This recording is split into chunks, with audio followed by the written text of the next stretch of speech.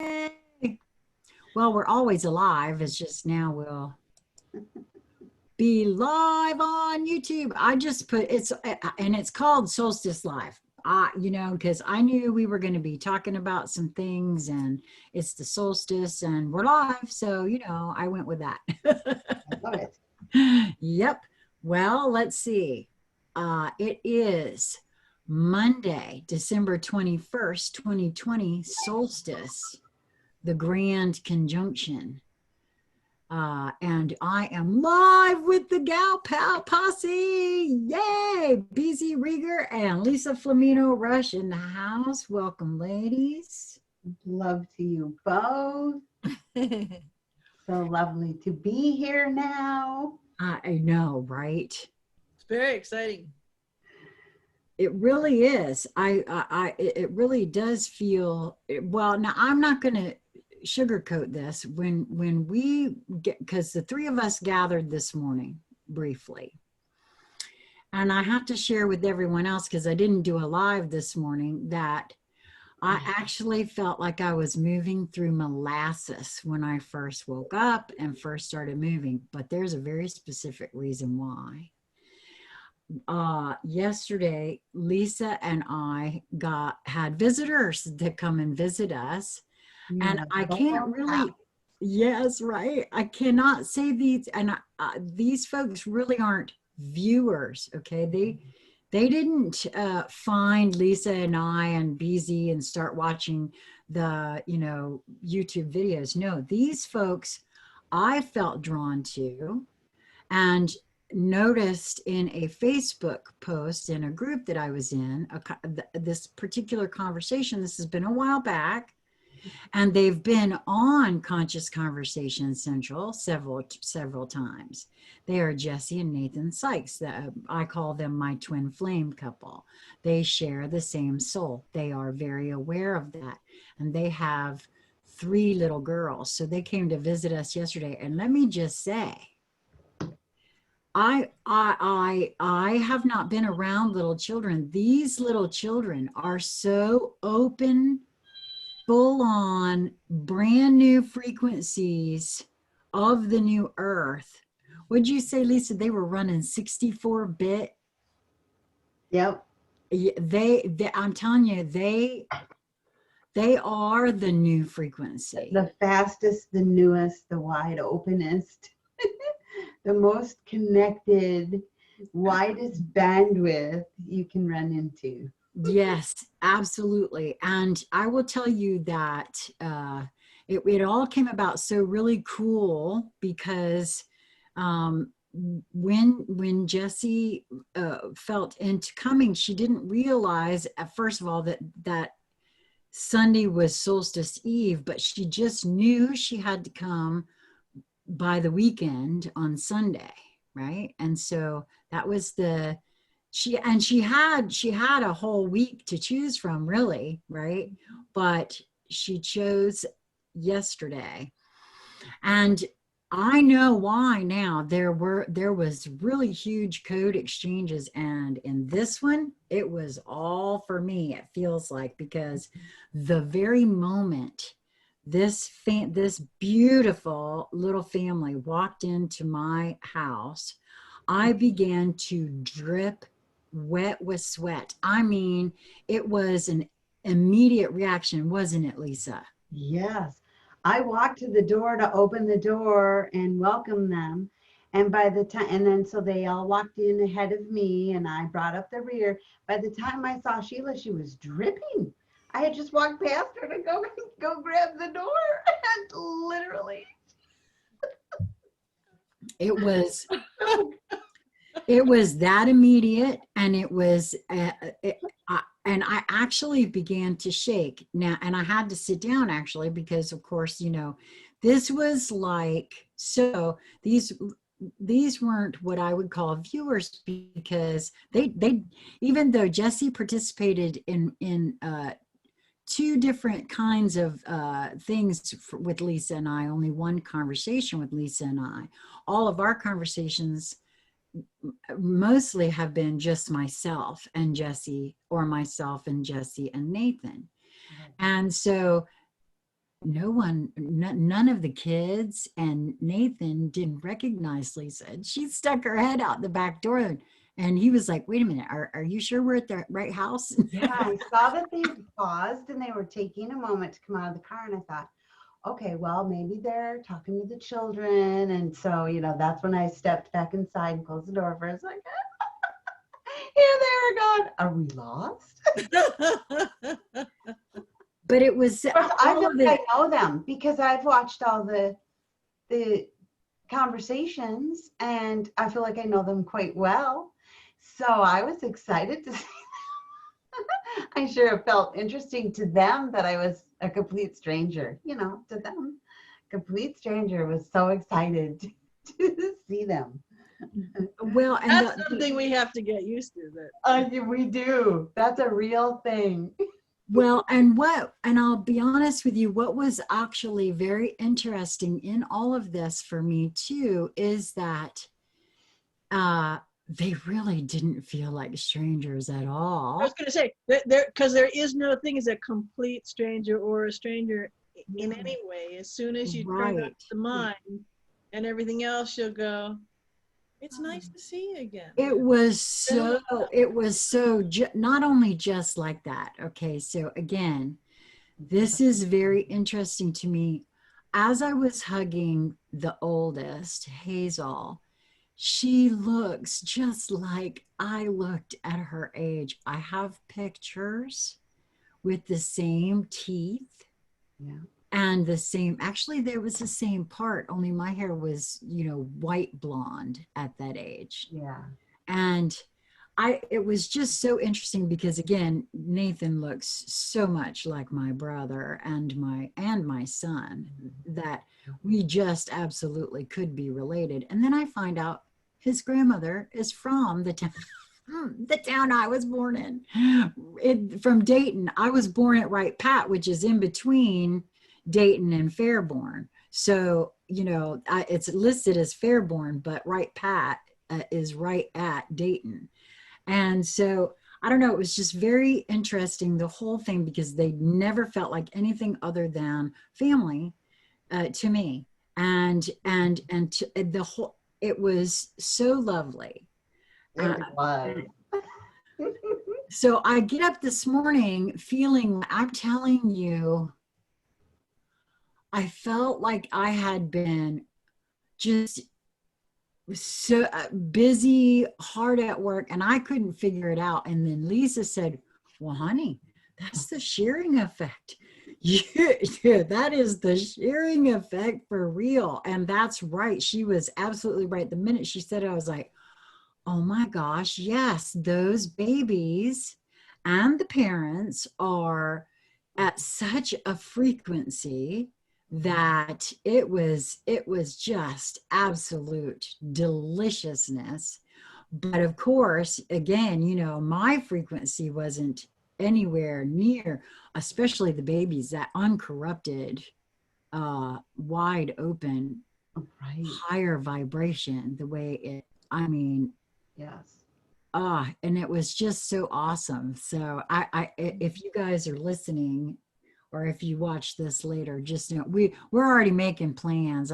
They're only 4 hours from us, so we have to go over there and see them next. So I just wanted to share that, because that was yet and again for me another puzzle piece to show, and I think it was not just for me to receive some codes and up level, which I absolutely feel that was, because I also today had an experience where I am almost certain I was channeling Lilith in the live earlier, because it felt like she wanted me to say some things and I didn't know where they were coming from. And so I got a little freaked out and shut it down, and it caused a headache. I was telling that to BZ earlier. You had that moment of surrender in our thing we did this morning. Yes.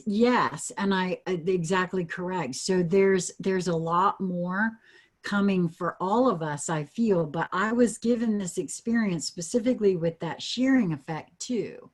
Yeah. To be quite honest, so that I could share don't be surprised if some of that will happen for Yeah. any one of us moving forward, as long as And we're open to it.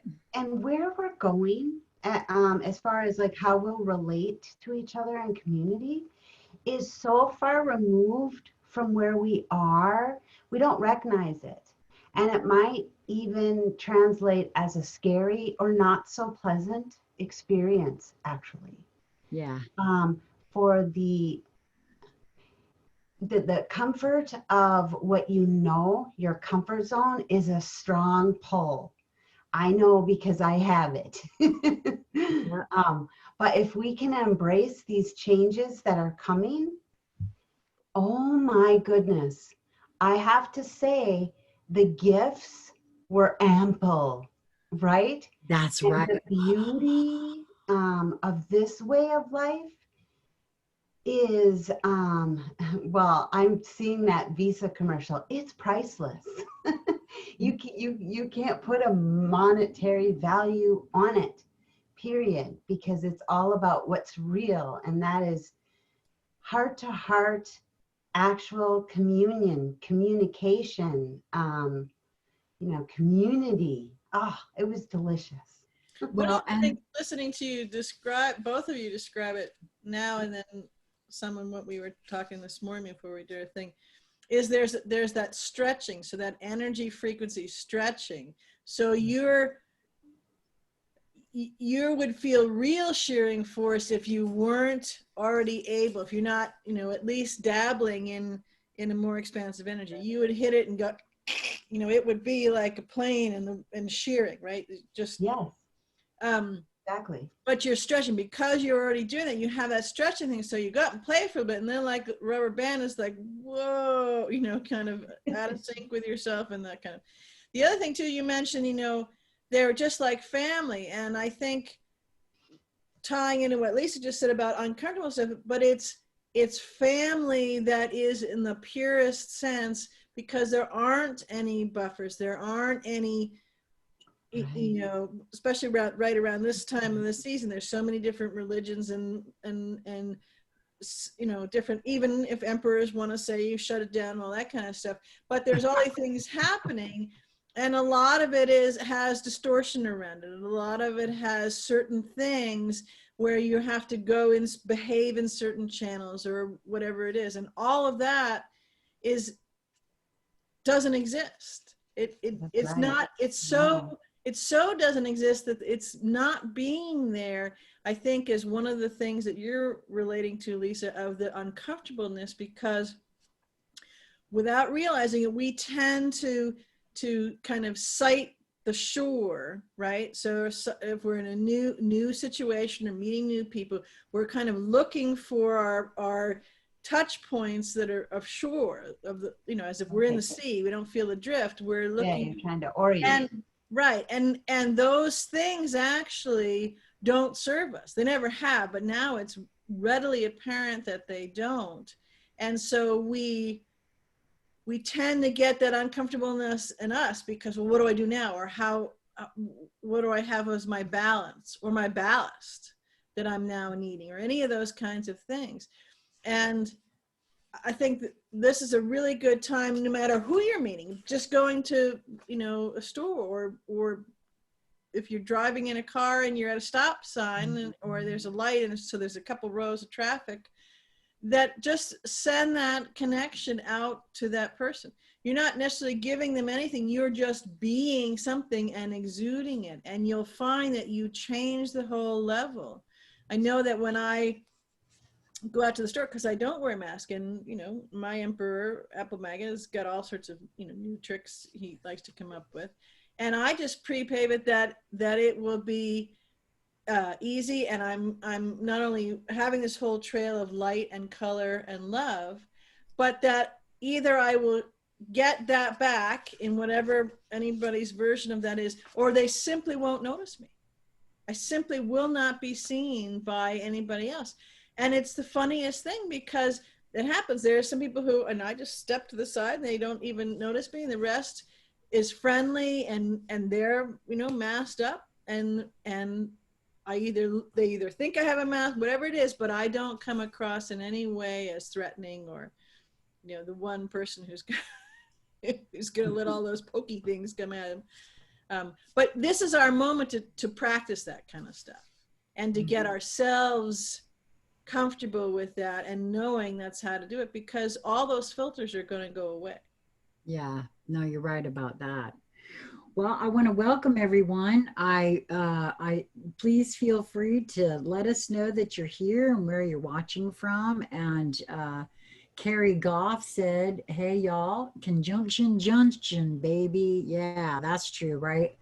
I tell you that. And Jim says, "Happy solstice, ladies. Q team in the house. All right." Jennifer Brown, hello, dearest ladies. Stacy Watchell says hello. Gina Cummings is in the house. Hey, Gina. We have had that absolute power to create each and every experience. It's so much fun. We are grand creator beings. Isn't that the truth? Lori Wheeler, did the energies today kick anyone else's butt and keep them in bed? Well, it could have. I will be honest with you. I had an appointment this morning at 8 a.m. I was going to do it the night before, and because of our guests and it just got too late. I prefer not to drive Candy at night right now until I get that seat fixed. I was going to take her and leave her at, you know, the mechanic last night so I didn't have to get up, but no, I didn't. And so I set my alarm. Now I haven't had to use an alarm in quite some time because I had taken to practicing what Lisa does, set the internal alarm, allow that to be, you know, say, I want to wake up at this hour. And that has worked for me. Absolutely. That's really worked for me. But just to be sure, I wanted to not miss it, right? Because I'm taking Candy to the mechanic, right?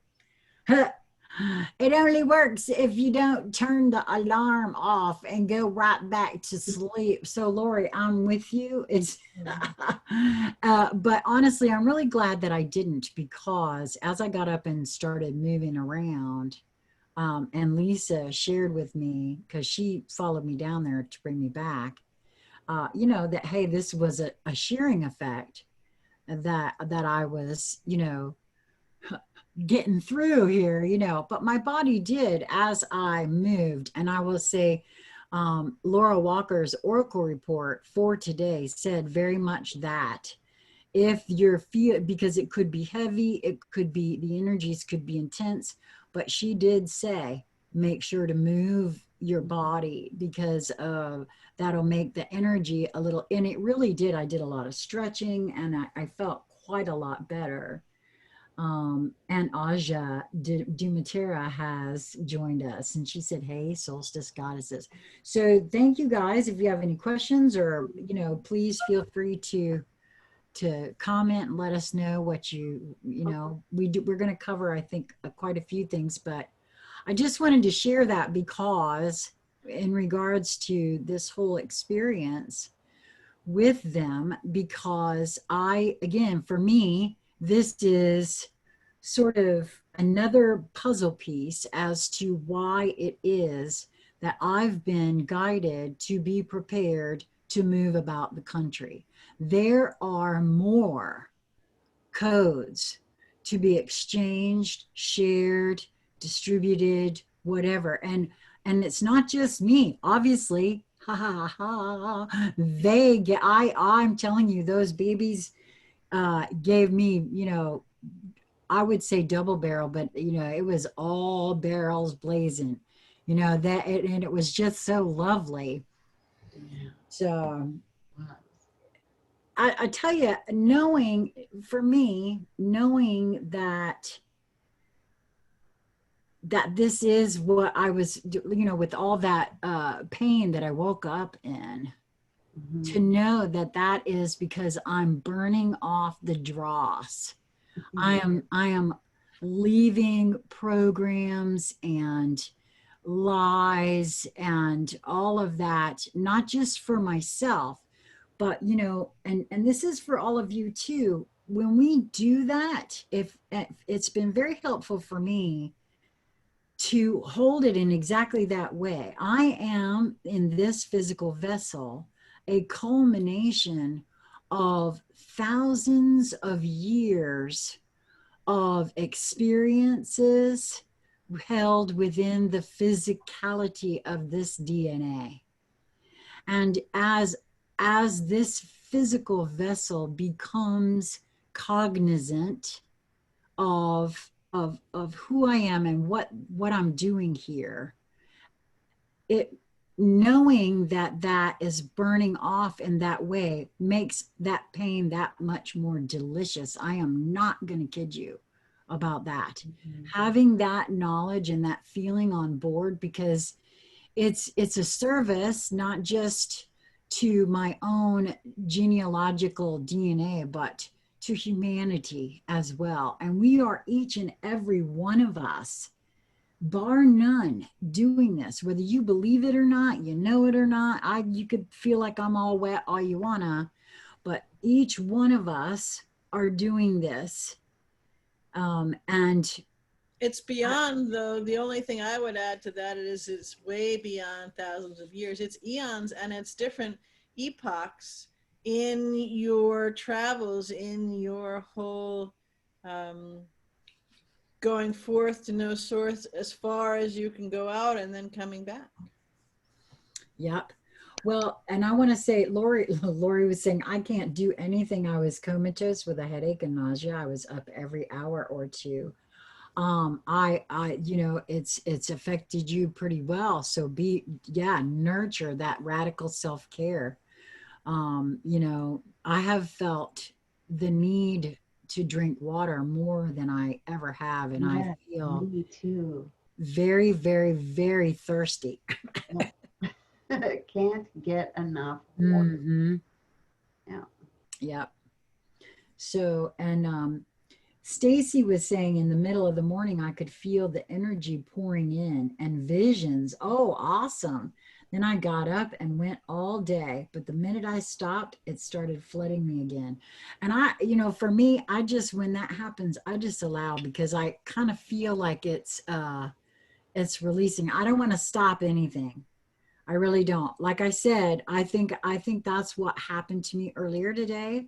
And when I don't think, I know.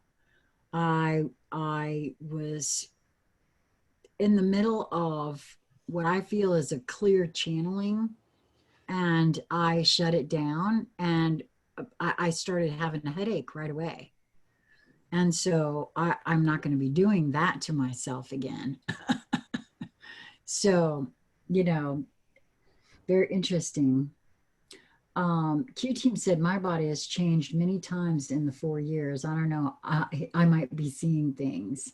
I think I wouldn't doubt that.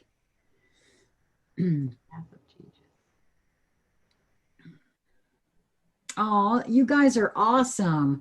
Lori Wheeler said, Stacy, I was having a lot of dreams, but mostly of other sensitives having issues like seizures and painful physical issues.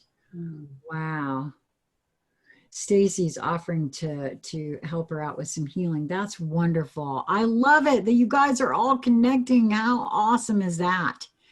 I want to say too that over the last, I don't know, maybe it was 2 weeks ago, Lisa, you and I had a bit of a conversation in the kitchen in regards to exchange of value.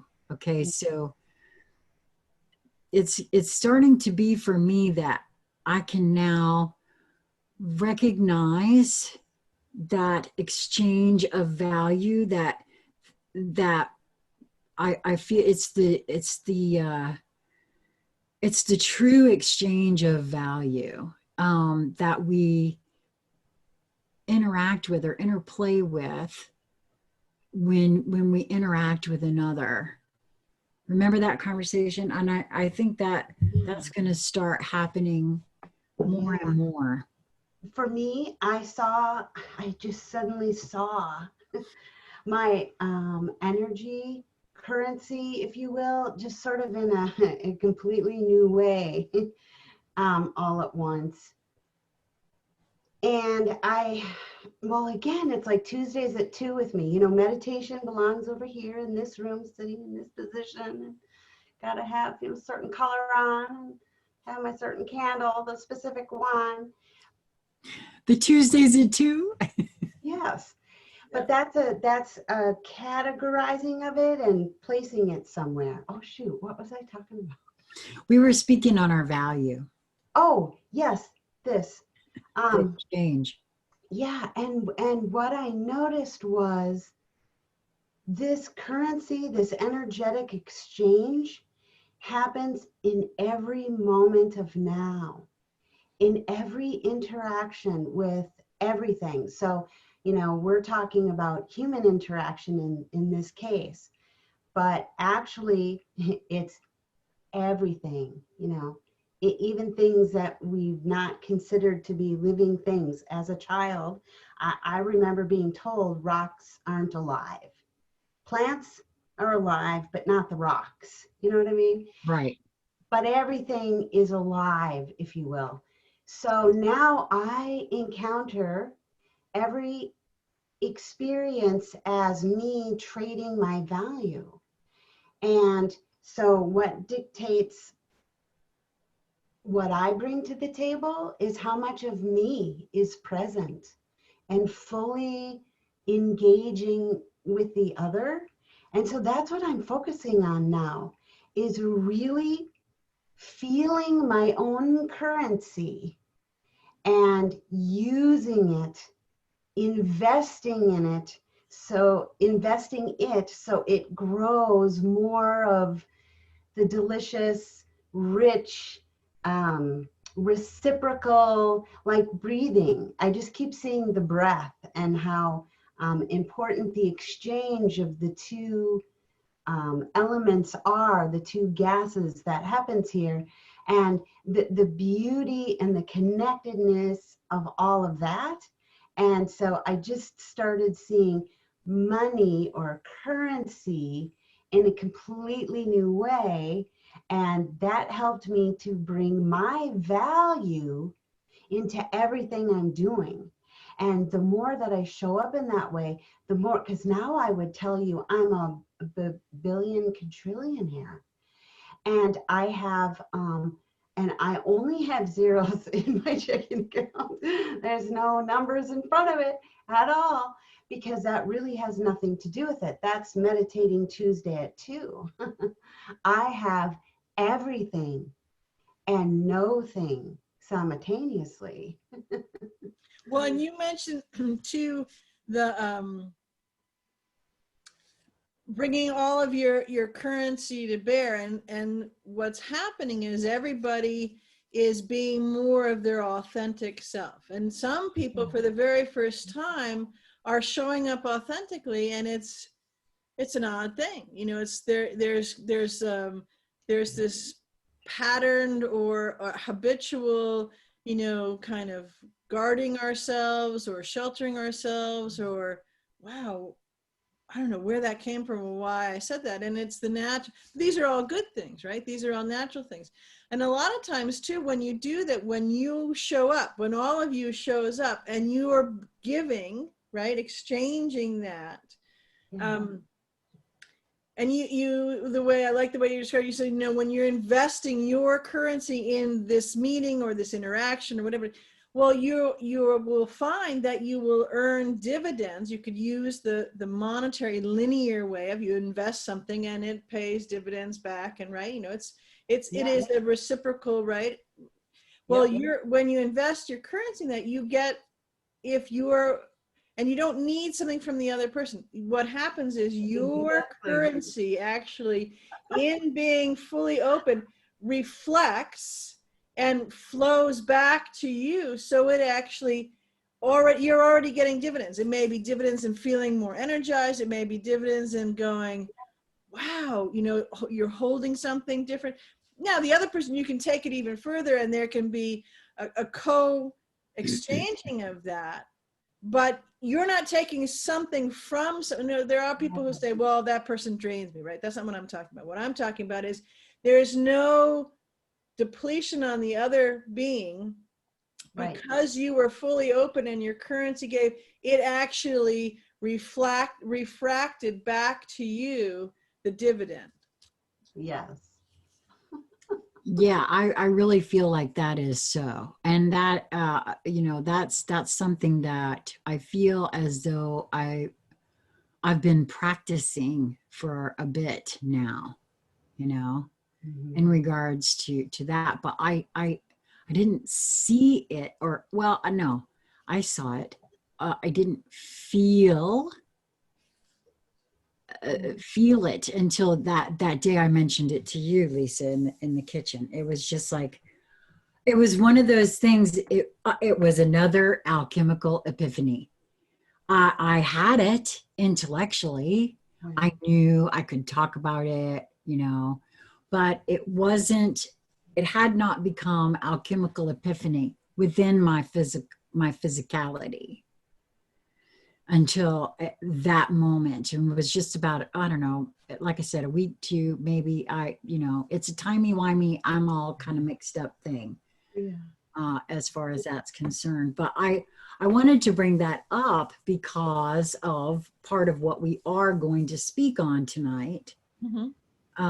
And because, again, for me, some that have heard this think that it's not a big deal, and it really isn't in one way, but it is energetically in another way. And it feels very much, it did to me the moment I heard it, sort of it's just it's a puzzle piece.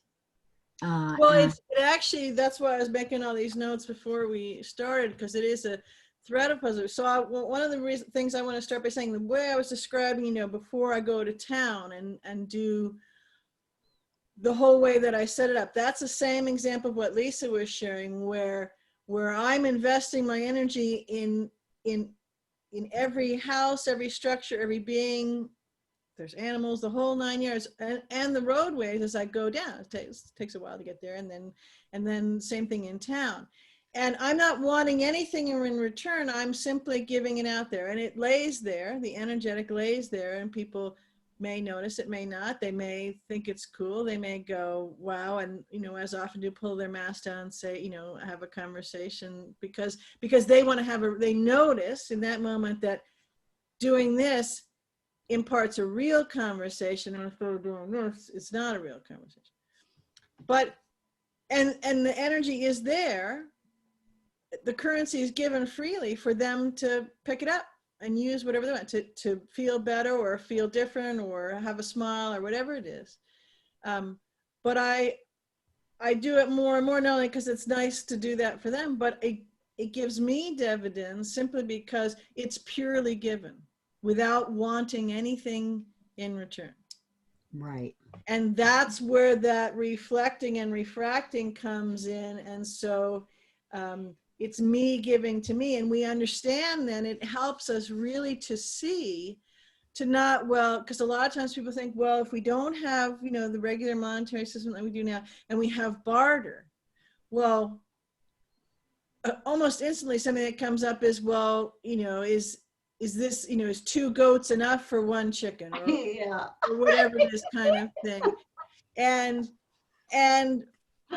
people have forgotten the experience that in that moment, if someone is needing something or wanting something and someone else has it and is willing to make that a trade, there is no, you know, there's no little abacus beads that go over here. Well, that's 2 goats and this is this. And because it's the exchange thing, because in that moment there is that thing, and they're on par. There is no hierarchical thing or less than gradient than what we're trained in right now, because people, some get and most don't, is that this is all a debt based. It's never supposed to be, right, bringing dividends. It's never supposed to be refracting back, you know, a wash of currency of a positive gradient back to the, it's not designed that way. No, I realize. Well, listen,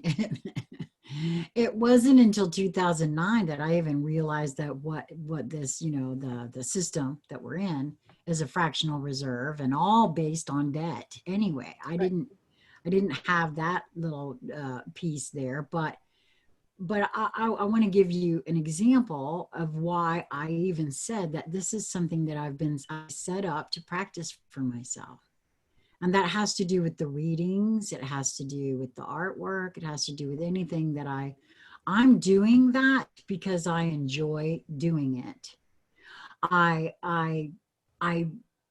because you know, I've had this conversation with several because, you know, I had to look at whether or not this was a self-worth issue for me, that I didn't want to put a dollar amount on what I'm doing. First of all, because I'm going to be doing it, whether anybody takes advantage of the whatever it is or wants to play with me in that particular fashion, it doesn't matter. I'm going to be doing it anyway.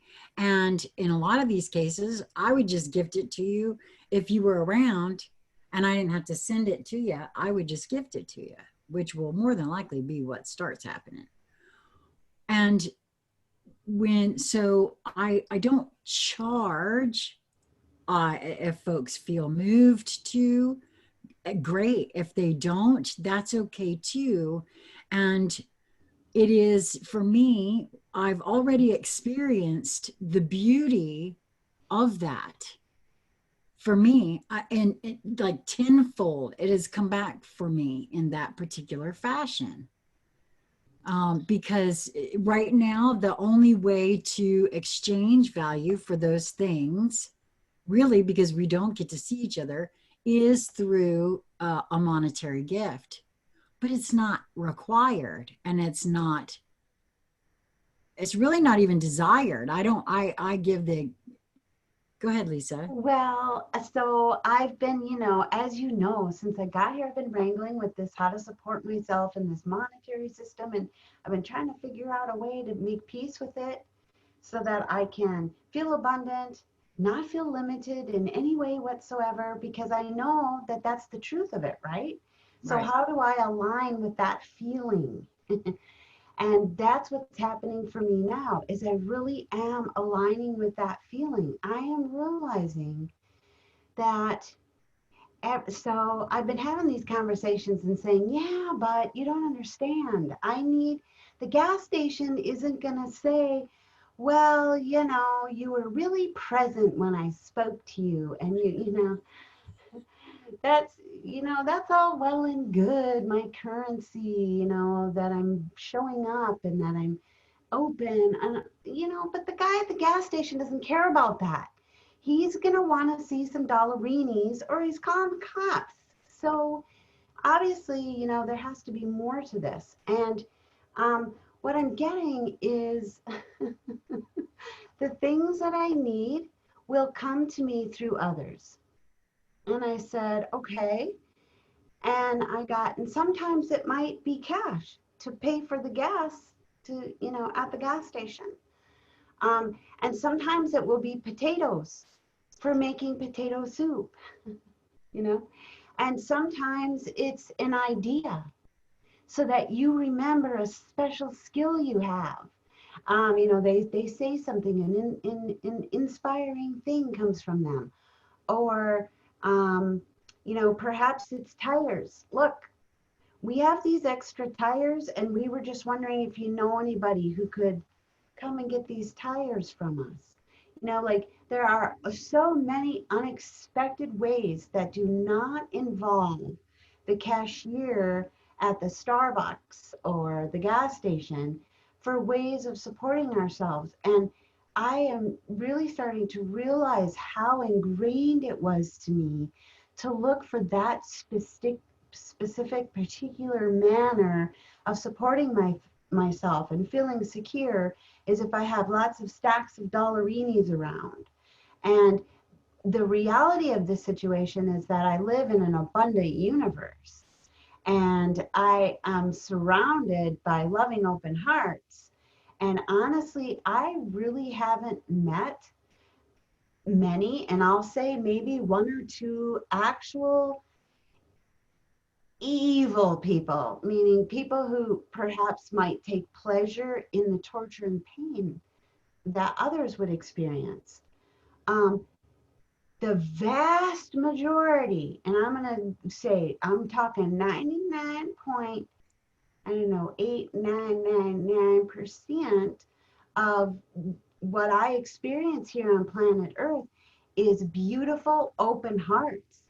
People who do really dumb things because they think they're being helpful, they think they're being of service, they think they're being respectful. You know, I can see how easy it is to manipulate the human because his natural state of being is of love and trust.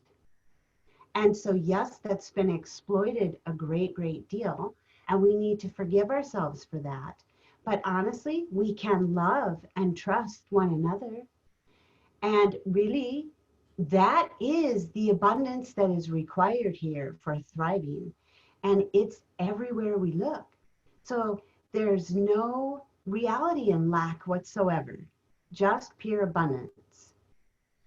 Well, and what you're describing is absolutely so. And for all, I think it's fair to say for all, in some moments, they may be little and they may be long, depending on who the someone is. It's excruciatingly difficult to do because we've so well followed along, you know, like an eager kid or puppy or something. Yes. Of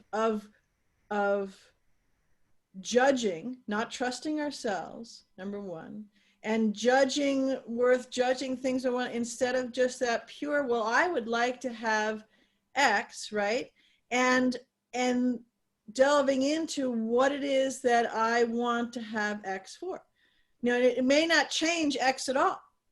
Right. But so often, because there hasn't been the trust in oneself and there hasn't been the love, which is that, you know, if everybody truly trusted and felt the love that is being to them, they'd go, I don't need anything because I can't, you know, they may move and go, oh, well, I want to play with this now. And so a paintbrush or whatever, but they may learn how to fashion. So love is way devalued. And what you're talking about, yeah, well, okay, except that's nice, but I got to get the gas out of the thing and put it in my car and drive away. And what do I change that? So being open to all manner of ways, cash, a check, a debit card, all those things as well. All of those things is being arranged. Also, if someone has a service to give you or time to give you, or just being there exchanging codes, or time to listen or hear, all of those manner of things are all things that are exchange of currency. And it could be a combination of those things. And when you start to do that, you stop the habit of looking and saying, and this is going to get to my little diagram of the prongs that we're at with this particular executive order. It's a clear indication of of a choice path for us all to take. So we get out of the habit of going, well, I want X, or I want someone to pay me X so that I can go buy this, right?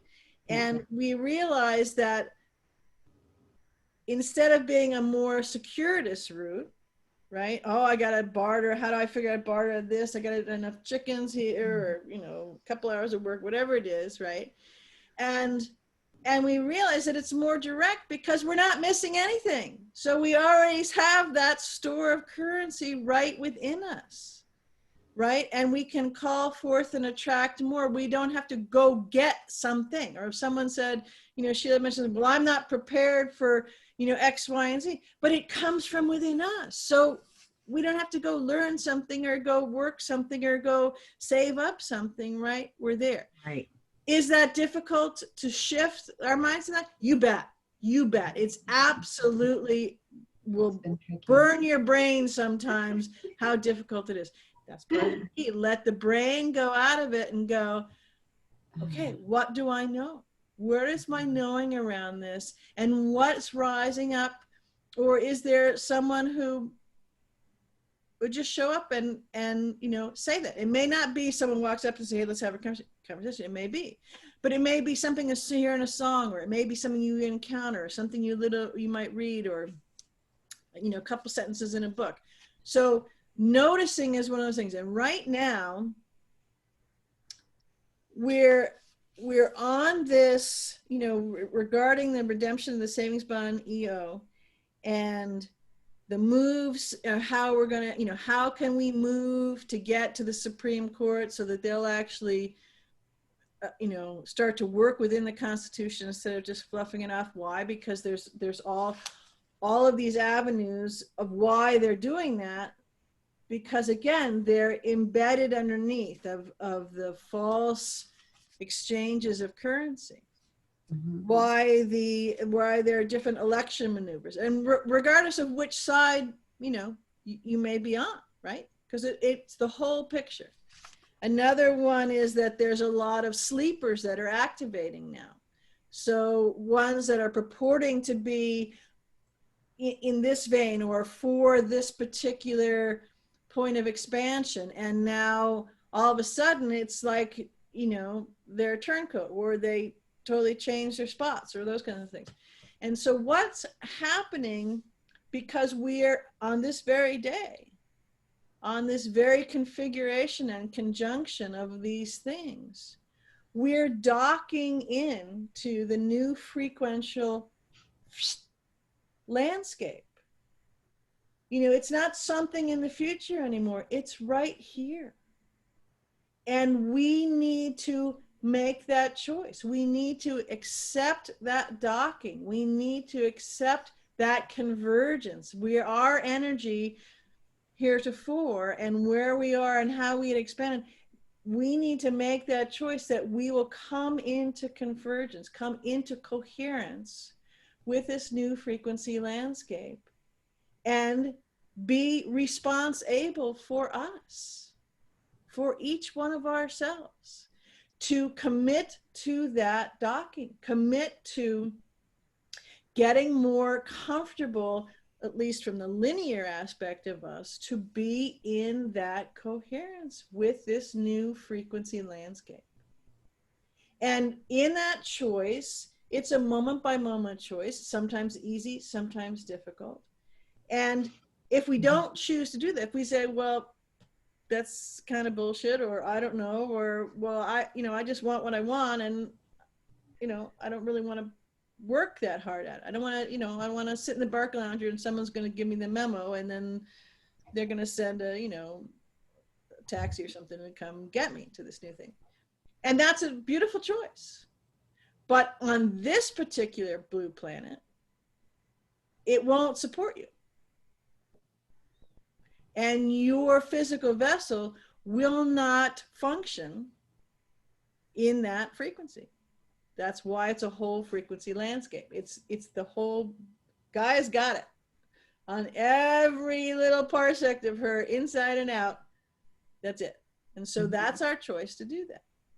And so when we look at these different things, and this is just a really good example. So my list here of, you know, moves of what's going on, you know, why are we going through all these moves and gyrations and of the Supreme Court to get them to do this? Why doesn't Trump just, you know, do the throw down this order or that, or activate the 2018 EO, or the Insurrection Act, and what's the matter? Come on, and, you know, there's all these different kinds of things, and what's behind all that? Because enough already, I can't stand anymore. I want us to just be there. And where is there? That's the other thing. Where is the there? Is it there done? Is there, you know, I'll be vindicated, or what's the word, validated, that, you know, I was right all along, it wasn't some crazy nut job all along, whatever. And it's going to be different in a combination of someone, for everybody, right? But the there is where you're going. It's not outside of us. And the outside in these last places where we're docking into this, right? The outside is showing us was inside all along to create this, to, that we're each having to go through by our choice. And in this crossroad, then you come and you have another point. So this is the EO. And it's the executive order promoting redemption of savings bond. And this is a very good example of where this is choosing and turning to the new road and the blossoming of everything that we've all been talking about around currency and everything else. This is actually starting to speak to it in a linear, tangible way, right? That you can look at. And these other things here, like the moves to the Supreme Court and the election maneuvers and the sleepers activating, all those, that's more on the list, but those are some of the ones there. Same thing, those, again, depending on how you hold it and what is your currency exchange with that idea, or your currency exchange with, is that going to happen now, or which way are they going to turn, right? Those are choice points, and they are paying you, when you begin to notice and meet them, they're paying you dividends of one frequency or another, which will translate into a frequency of one kind or another back to you, which will translate to you in the hard currency stuff, as well as the energetic stuff. And so now it's each one of our challenge, should we choose to accept it, to pay attention to which that is going on and see how it's opening us up, and how are we then going, oh yeah, I see what I did there. I went right to, yeah, but I don't have, or yeah, but you don't understand, or wow, okay, yeah. And so we need to pay attention, because in each moment we're filling our currency bank account. And as we fill that, we're giving to ourselves, which means we have more to give to others. And that it's innate. This reciprocity is innate. The only reason it seems like such a foreign thing is that we've been thwarting it and not trusting for so long. Well, what you're speaking on there, if you ask me, is actually the way I see, sense, and feel what you just said. And I love the way Lisa Risenberry talked about it earlier today. And because quite frankly, I had no idea that what she was talking about, but in the sphere that we are surrounded with in our physicality, we do create our own reality. And it is exactly that exchange that we are using, that frequency that we are using, that does that creation. And again, this was another one of those things where it was sort of an intellectual exercise. I mean, I understood it, but not until I had that conversation with you, Lisa, where I actually got the alchemical epiphany where, oh, now I see it very clearly, because we are all, this is not something we haven't had access to. Oh, no. We have had, this is how we've been creating. This is why it is so important to wake up to that fact and create from what you call, Lisa, that frequency set point of what you prefer, and not a frequency set point of what you don't prefer. Because it's not about even what you're doing. There are no, see, that was clever with the money bit. Yep. Because now we think, well, because I put in these hours, or I do X or Y chore, I'm worth or worthy of X or Y dollarinis. And it takes you out of the actual flow of what's happening here. And the flow of what's happening here is you are growing and evolving from the experience, the interaction. And so what comes back to you is a reflection of the energetic you were holding while you were engaging. So that affects you and follows you absolutely everywhere. It isn't a 9 to 5 situation at all. And when you approach every interaction from that perspective, it literally changes. The interaction changes before your eyes because you honor the life and everything comes alive. It isn't, a one-dimensional experience anymore of, like labor for money. Gina's cheering you on, saying, yes, yes, yes, Lisa. There's been some absolutely delicious comments in here that I want to share with you.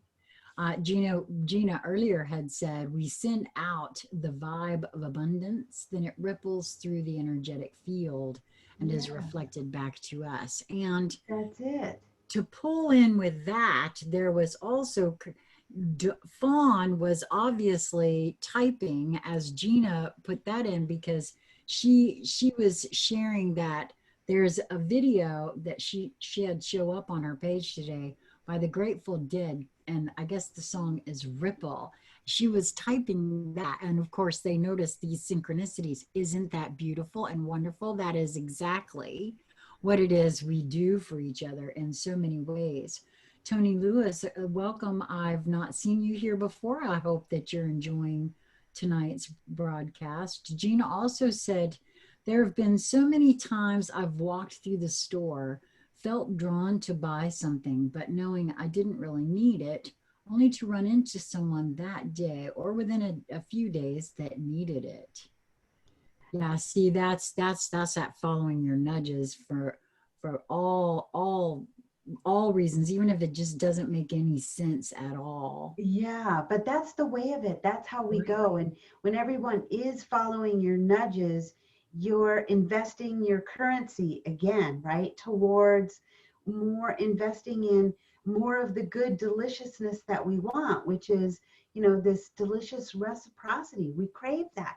Humans will die without that in infancy. That is how vital that is for us. Well, and I want to bring this up because the moment you said that, I was shown the house next door. It's not just humans. And see, you were speaking earlier in regards to what folks would call inanimate objects, right? The house that is right next door to us here became vacant 1 month after I moved in here in 2012, and it stayed that way until 1 year ago. The folks next door moved in, and it is the same there. There was no life, so there was a withdrawing of energy, and that house, it quickly began to deteriorate. I'm assuming, I kind of have a feeling that, there we go. I was going to say the puppy situation occurred. Yep. So it's, you're really very correct in my mind about that, because we see it in a lot of things, once that interaction, that energy has been withdrawn from anything, or it changes to a different way. It's palpable and noticeable if one, again, is present and pays attention to what they're seeing and feeling and noticing. So great. And look at it too in the expansive side, where when you, each you, right, puts that trust, right, and so put a coat of trust on you instead of coat of paint on the house. Put a coat of trust on you. Put love back into you. Fill yourself up with the various different things. So now you're actually investing in yourself in a whole manner of different ways, and that's filling you up.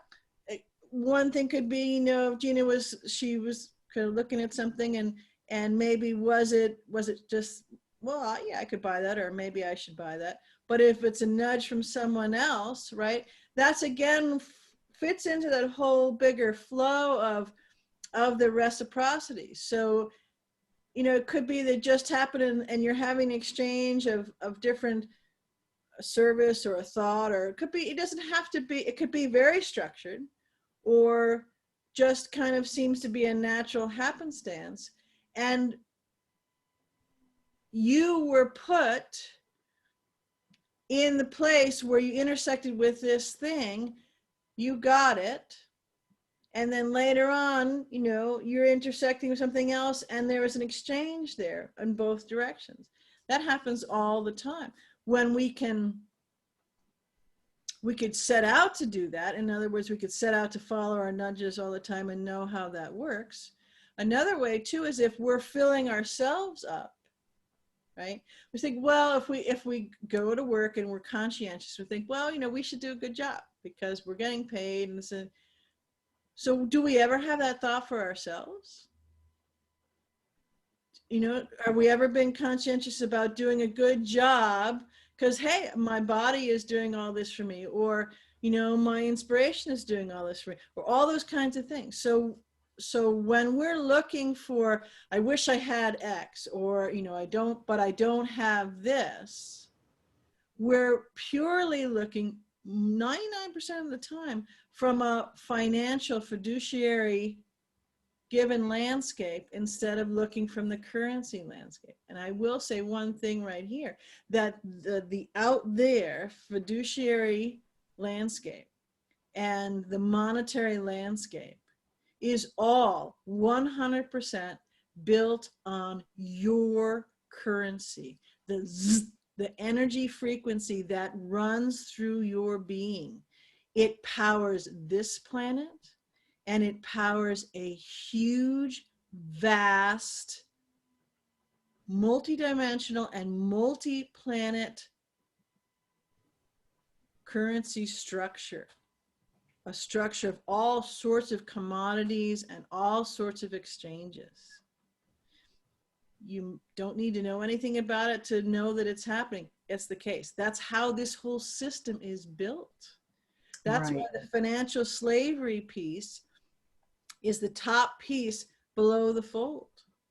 Because when you shift up on the fold of the newspaper, then everybody will start to realize that you are the value and you are the currency and you power absolutely everything. You fund absolutely everything. Everything is at the genesis of you. And so what if we're going to go they, us, and them, we know what the theys have done is they've run the whole system off of that. Yeah. And we're the battery packs that run it all. The trouble is there's an awful lot who aren't asleep anymore. There's an awful lot who are saying, no, I'm going to take that lead off and that lead off and that, and you can't take my energy. You can't take my currency anymore. So all of these things, when we're talking about the moves and the choices of what's going on right now, well, why does this have to get to the point of all these draconian things and going on? Because we've been saying, yes, move to me. Yes, I'll give away my rights. Yes, I'll do it without even thinking about it. And so it was a choice point that we've decided to all create to see how far we were willing to go to start to value us again. We're not small. Nope. And this particular EO, there's a whole bunch of them, but the two that to me it's interesting that this one is given on the 18th in 2020. The other one was in 2018 in September, and they're almost mirror images of each other in the frequency, because one is to rectify the old that's crumbling down, that's unwinding and unbinding and coming down. And this other one, it's just the first of many, but it's set to completely blossom parts of the old to bring it forward. Bring it forward in monetary ramifications, but also bring it forward in how you perceive your value. So that I'm clear, because I'm not quite sure which EO you are speaking on from 2018. The one that it talks about the foreign interference in the elections. Okay. I thought that was probably the one you were speaking on, but I wanted to make sure. Gina also offered that, good evening, Dean. I'm so glad that you were able to join us. She said, and it doesn't excuse it away as luck or finding a reason for it, because it's not cause and effect. It is true creation and manifestations utilizing the energies. Yes, a beautiful point. And just as it's not bad luck either. It's Not pure bad. creation, and it's tangible, conscious, even though we may have been unconscious at the time we did it. Right. Creational force to create something. Well, that's why I wanted to point that out, because I personally was under the mistaken idea for the longest time that we were becoming creators. No, no, that's not how any of that works. We've been creators all along. It's just, most of us weren't real happy with what we were creating. We just didn't realize that, oh yeah, that's right. I did that. Right. And so every time we get to the choice point, where we're looking at these things, this is taking too long, or I've had enough, it's so interesting. People will say, you'll see a tweet or something and say, well, I'm not supporting Trump anymore because this was supposed to happen a long ago and it's not coming to fruition. I'm thinking, I think you're missing the point. What you're really saying is I'm not supporting me anymore. And, oh, hey, hang on. I have never been supporting me. And this is why I am where I am today, because I haven't stood for me. Stand the line means stand the line within you. Stand the line of the truth of who you are and the light that is coming forth. Because to not stand the line is to say, no, it's all dark, it's all small, it's all confined consciousness, and that's what you're choosing. And if that's what you're really choosing, then it's a great choice, but choose it consciously. Well, I have to say, for me, being open, for one thing, to know that I know pretty much next to nothing as far as what there is to know. But being open to learning it as I go and experiencing it as I go. That's why I always say, for me, that's been really key. And that applies specifically to what you just said about, I'm not going to support him anymore because this should have happened then and blah, blah, blah, right? Well, I also am very clear that I don't know what all is going on either, or how it all must unfold. What I do know, what I see very clearly at this point, especially after my experience in Knoxville, is that what we are, this is exactly the answer to my question. How do you tell a planet full of beings that everything they've ever thought or ever been taught or ever believed was a lie in some way, shape, or form? It is not at all what any of us thought it was. Well, the answer to that is what we're seeing. That's the answer why it's taking so long, or why we have to go this, or why, because people still need to wake up. And every time you have that right hand turn, well, I'm not going to do this. Okay, well, we got to keep doing it, because you people right there still have to wake up, because you're not and it comes back to the very essential ingredient. You're not trusting you. It has nothing. It has jack all to do about Orange Man Bad or Ad Jack or anybody else. It has to do right here. And if you're not trusting you,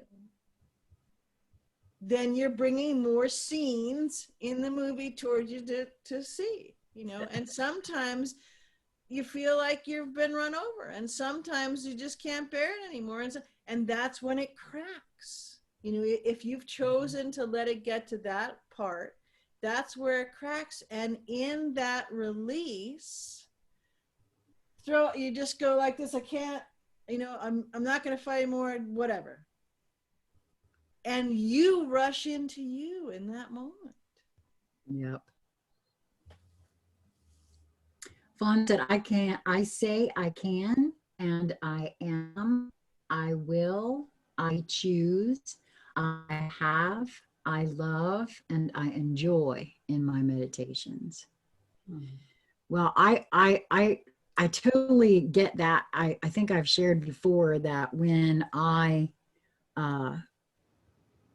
was coming off of the pain medications that I had become so hopelessly addicted to back in 2014, latter part of 2013, I created my own little song that was full of only I am fearless, I am pain free, I am love, I am song, I am.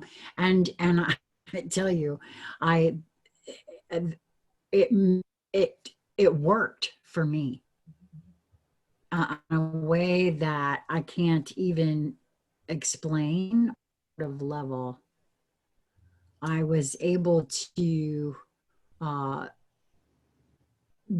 it was just practically cold turkey, right? I mean, I had 5 of them all at once, and that I was coming off of, and it was less than 30 days that I traded down, which the level amount that they had me on normally were you doing that in like a clinical setting, it would never have been 30 days and it would have been way longer, that sort of thing. But it was like, well, for one thing, there was something within me that shifted, and I recognized that using that and claiming that for myself. I mean, like, that's why I say I've had some really powerful proof to myself that I create my own reality.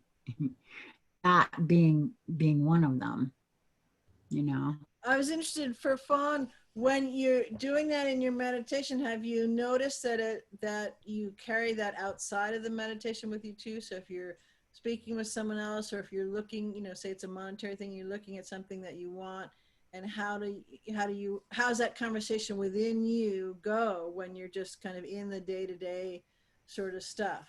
Are you finding that it's working well for you, and it's bringing that energy field of yours that's fully engaged in the meditative state out in your everyday waking life? So not just the Tuesdays at Tuesdays at 2. Yeah, that's the next step, isn't it? To really embody that, or have that right here consciously in every interaction. That's the currency I'm talking about too. That's an investment in yourself, to take that meditation into, I see my life as a walking meditation or a walking prayer, so that I am at all times at one with my environment. And boy, that the magic of that. Now, I don't sustain it 100.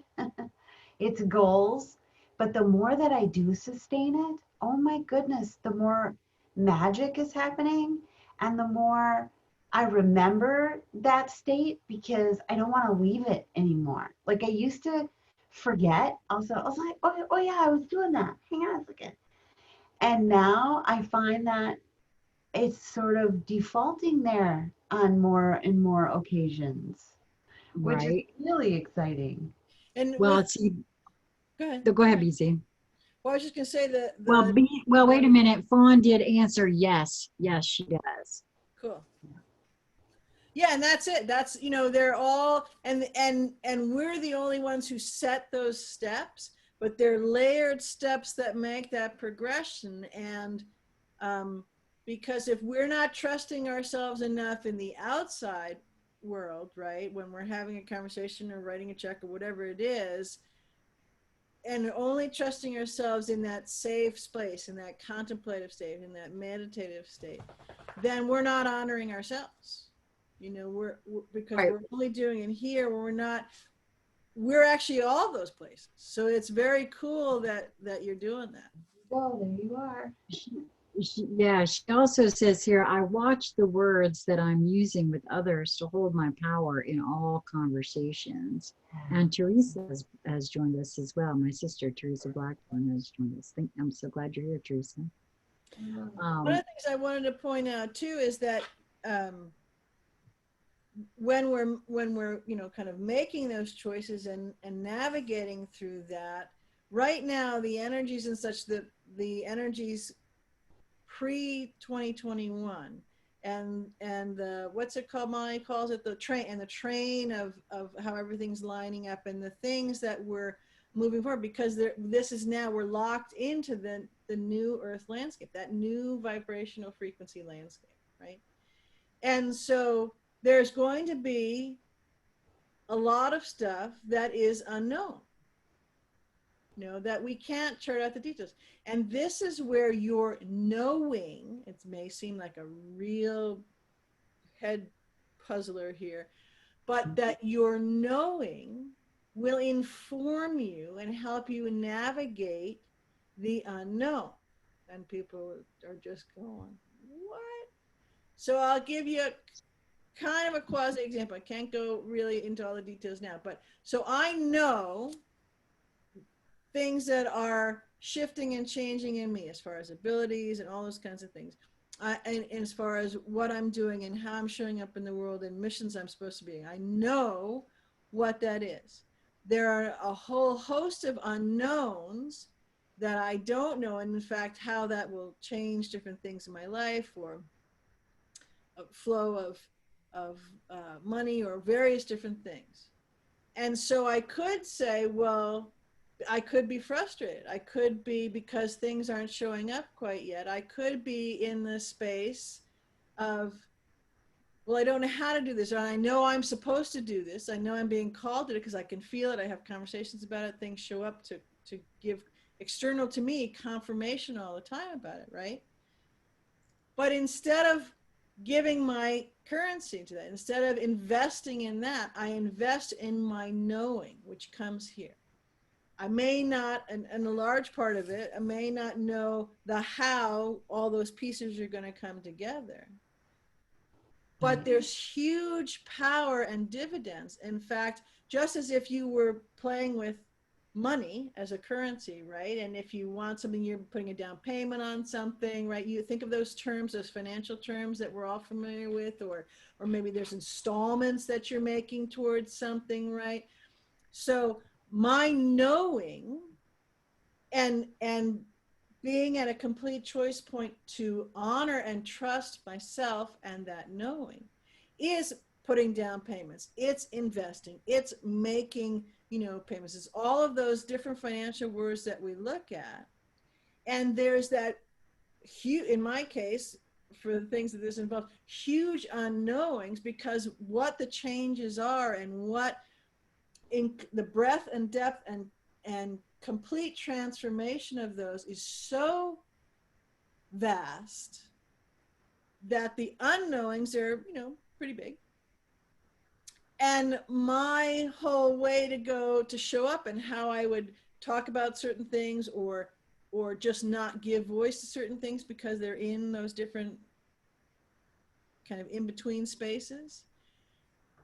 When I invest in my knowing and appreciate the unknown portion of it, I have that confidence. It just comes forth from in me to know. I know what's going. I know what the changes are. I know I'm going to be, have, do, all of those various different modifiers you put in there. There's all this unknown, but that's okay, because I know that this is where it's going. This is what's sprouting. Like, if I was going to say, I know that there's, in that acre right over there, it's going to have a whole orchard. I know that, right? I know the trees are, and I may have an unknown that I have to transverse through between here to that orchard that would be there, as an example. But the knowing is so palpable, and the honoring and trust of myself and that knowing, that it actually makes the unknown portion fun, because you know, there are some moments when I may be at work or doing other things for, you know, for my real work, with this, the multidimensionality part, I entertain myself, well, what, how could, you know, how could this unknowing, right, unknown part show up in that? Well, that would be quite a wild surprise if this piece showed up like that. And so what it changes is my investment. It also changes my currency. It changes everything that I can use to buy, if we're using again the linear terms, to buy these different things, to exchange these different, to put down payments on, to fund, you know, whatever the financial terms. And we all actually think about it for a minute. Stop for a minute in a day and realize how many times you're using financial type terminology to describe almost everything in your life. And that is an on purpose thing, because all of those things have lack associated with them. Yeah. Because the whole financial system is a debt driven, you know, lack derivative. And that's what keeps people beholden. That's what keeps people stuck. That's what keeps people small. So there's no mistake in that. Well, both Gina and Fawn, in my view, have, in both of their ways, their unique ways, have addressed exactly that same thing, what you just said. Gina was saying it works for me now in the moment, but at first I had to learn to pause and catch my habitual perspective I would take versus my power state. You have to be conscious continuously. I spoke to that with my feeling myself sliding over into the driver's seat of driving around with buyer's remorse. Instead, I felt that and caught right away and get back over in the other way, in the other seat. And Fawn also said, well, when we are putting words out, they are picking up vibrations that we're sending out to the universe. And she said, if you say I want, it means you do not have. But if you say I have, you will bring that energy to you. And this is what I feel you were speaking on there. Right. Exactly that, in that particular way. And gratitude gets you there so fast. You're right. Gina then also said, I know / trust that all is working for my highest good. It may sometimes be painful or uncomfortable, but it is always facilitating my movement to a higher vibration. Discomfort can foster great growth. Yes, and it also, though, because I spoke on this before too with Candy, I have no idea what any of that is about to lead to. And when I spoke on that whole buyer's remorse thing, see, I had such joy and creative, I mean, it was a creational energy. It was joy the whole time, in the thinking of, the planning of, the execution, the meeting of the other owner.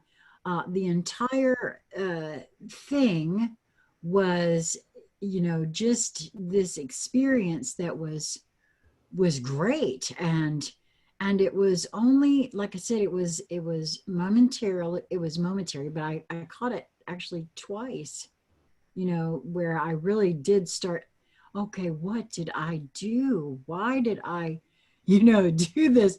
Right. But I'm so glad that I caught myself and stopped that, because no matter what it looks like, if I'm chasing, I desire more of that feeling. And so it may not look, so I'm approaching it with that, instead of, oh my God, now here's this other thing. And it's, you know, it is so different. And that's where that trust comes in, that trust in yourself, the trust that you're not small, the trust that you're worthy enough to want something grand, whatever. And it's going to be different, very different from all different people, right? But you're not small, and you are worthy enough. So you have enough wherewithal. You are bringing enough life force out there, right? So that enough being of service, whatever it is, to want something at this, that it will become in that vein, instead of having to settle, or all of those different things that so we're having to shift everything. Now, a lot of people have done a lot of work, and they're already in the midst of shifting, and or have already shifted, and maybe there'll be a few things to polish up here, clean up there, right? But in these moments, first of all, realize that everything is connected. Something within, just personally, your life is directly connected to everything that has to do with the election, with the changing of the whole, the next presidency, right? The last presidency. It has to do, whether you're in this country or another country, right? Make no mistake, it's palpably frequency evident to all beings, because they're standing in their big squares, their Washington DCs, en masse on the millions, and they're showing it. They know what they may not understand why, but they know that that's going on. So it's that knowing that's occurring for people. And this EO, the one about the redemption of savings bonds, is, for me, is wonderful, because it's helping you see a choice point. It's giving you a return on your investment in focusing on what you want, in focusing on valuing you, in focusing on the fact that you are the value, in various different ways, depending on how, where you are in your ability to understand that you're the value. So it's a document, and the energetic behind it is a wonderful thing, because the simplest way to describe it is it's a shining ray of light that's showing you that you're the value. Yes, the words are on a specific thing related to savings bonds and finding something and bringing it forth and all that kind of stuff. But there are metaphors, beautiful metaphors, that happen to be on a fiduciary level, no accident and no coincidence there, right? That are helping people to see that, whether you actually have a savings bond that hasn't been found to your knowledge yet or not, it's a beautiful laser pointer pathway that's showing you that we are moving into a new landscape. We're moving into a new, not only vibrational landscape, but the currency landscape of what is offering for all of us. And he's showing you intentionally. Well, when it comes to things like this, I always do the why now. And so for me, I see the why now as it's time. It is, So I ask that question a little further. So not only why now, but the guy might be a tad busy, right? Because it's a few days left to the end of the year, and the president-elect thing is breathing down his neck, and all this kind of stuff, and so on. So this is an odd time to be talking about finding savings bonds, right? The bonds with your saving, right? I mean, break down some of these words. Yes, in the bank, trade, and finance milieu, but also in the frequency milieu, and in the personal value and valuing yourself from a emotional mindset, all the kind of milieu. Now you're cooking. Now this EO, man, this is telling you a whole ton of very fascinating energetic information. Yep. Well, that's what I said. But see, we have to be, for me, I have to be able to see it in the energetic standpoint, and not just because, like you said, that's why I said the why now, because it does seem like a bit of an odd time. Talk about a non-secular. What? Where the hell that go? That's like some, something was on somebody's notes and, all the things we should think about kind of thing. And someone just put it on his desk. And so, hey, we put the wording around it, sign that, sir. And okay, fine, But see, nothing like that is ever out of place. Just like the sleepers coming in, none of it's out of place. And it's all absolutely connected. It's integral and infinitely connected with everything, and how you meet that piece is essential to everything else moving forward. Why? Because you're an essential piece to all of this unwinding and unbinding and coming forward. Exactly right. Yeah, Fawn said, grab the energy and fly it like a kite, like a child runs through a field and feels the freedom of the wind to let it fly. I love that. That was so beautiful, Fawn. And Gina offered, we all can have this beautiful life. My intent is to be a lighthouse. Hope others who are not feeling that life is so beautiful can see there is an alternative if they choose to shift their path. Right. Yep. Beautiful. Okay, so I'm curious as to what you mean. Gina said, guess which creditors would be left behind in an official bankruptcy? I'm sorry, my internet can't cut out. I didn't hear all of what you said. Oh, I did too. said, guess which creditors would be left behind in an official bankruptcy? Well, there's actually many levels and layers to that particular question, because there's a vast number in the layer of Yeah, that's true. I'm curious. I'd love to hear your take on that, Gina. So please do write free it to in type right on the if next you'd like. the next pause go around that it takes to catch up with itself. Right. Well, the thing is though, like it did just feel like a signal, because it just so happened too. Here's another, oh, I don't know, coincidence? I think not. The three of us were together when I learned this information about the EO. And it was David Pierce, who's been on the program before with us.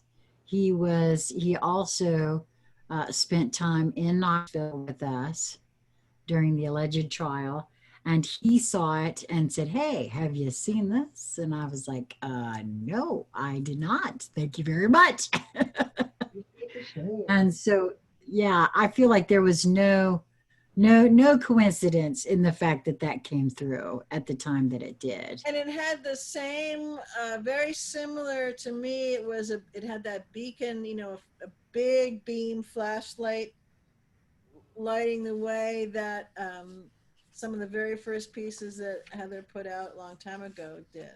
That again, the energetic is changing, and they're directional. What is your headlight, right? It's a directional lumiere that is lighting the path for you.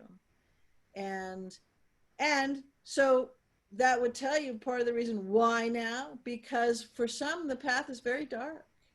I mean, if you listen to the president-elect, it's a dark winter, man. And so I'm sorry, I can't, that was so very clear for me to be able to see the two different energetics presented there, and that was right in that debate that they had together. The first time I heard him use the words, oh, we're headed into a dark winter. And then you have over here on the other side, the best is yet to come. And when you feel into those two things, it's really calling out the choices we've been talking about. It's direction, right, because you're that powerful. So simply by the act of choosing, by the act of where you're pointing your focus and attention, and Yep. committed to continually doing that, continually readjusting, right? It makes all the difference in this world, in all the worlds, and in your forward motion. Because that's another thing that we are at, is aside from an absolute all-out war, right, on all levels, we're in that choosing point because this is what all is doing. All is expanding here. This is a huge, keep saying it's the new Big Bang, or the real Big Bang sort of movement of that.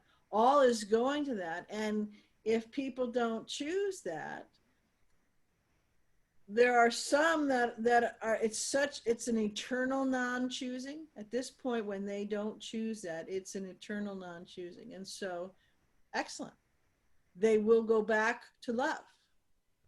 They'll just do it via this super source instead of, losing this embodiment and then coming in their frequency energetic to whatever that next step is, at a stage that's better adjusted for how they want to expand. Right. So Right. it's more than just you can choose it or not. Your choices have consequences, and the choosing of your desire for your level of consciousness and the aperture that you're willing to widen it, because you've got more help. You've got all helping you, Yeah. right, at this moment. And it doesn't mean you have to go to somebody else's pace. It's always designed by you, but this is the time. Well, and it's for the way it feels to me, again, I'm not an astrologer, but I know that, Saturn is all about structures and Jupiter is all about expansion. And these two now have moved into the zodiac sign of Aquarius, which is all about freedom and liberty and self-responsibility. Oh, well, isn't that the energetic that we're all, feeling at the core of a lot of this, right? And so for me too, when you speak on these choices, and I've spoken about just paying very close attention to my thoughts and feelings and uh, reactions, responses, what it is I wish to experience, and the creation of that.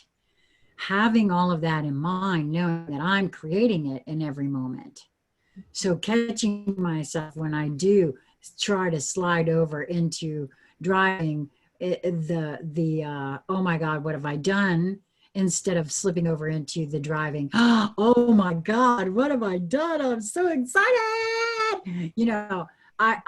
It's because right now, like I said, it's very palpable. It feels very palpable to me. It's the energy, the creative energetic. We're going to create. You are creating in every moment of now. You bet. Yes, and now, and now, and now. And not just one thing at a time either, but yeah. Oh, that's right. And not just one you and the thing. shirt here. No, that's right. The other parts. And yeah, so I want to be very mindful of, and so far I gotta say I've been really great at catching myself and going, okay, wait, whoa, that's not on the menu. We're not even thinking about serving that on the menu. So let's just go back over here where it was, and for me it's really been mostly about candy, because candy's my focus right now.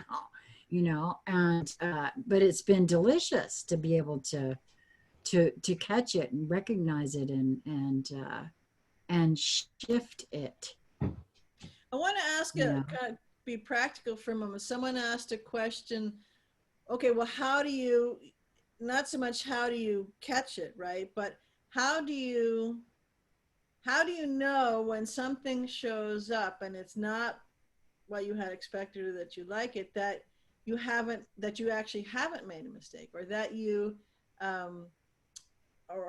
depending on how you look at it, have made a mistake, or that this is a block that's coming up.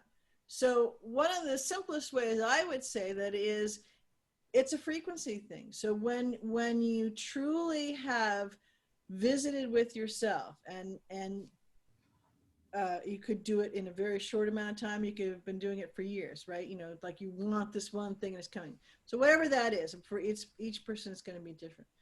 But there is, instead of, you know, if you want a guy or you want a gal, and, you know, the stats, right? What, and Lisa's we've all talked about this in various ways, whatever the thing is.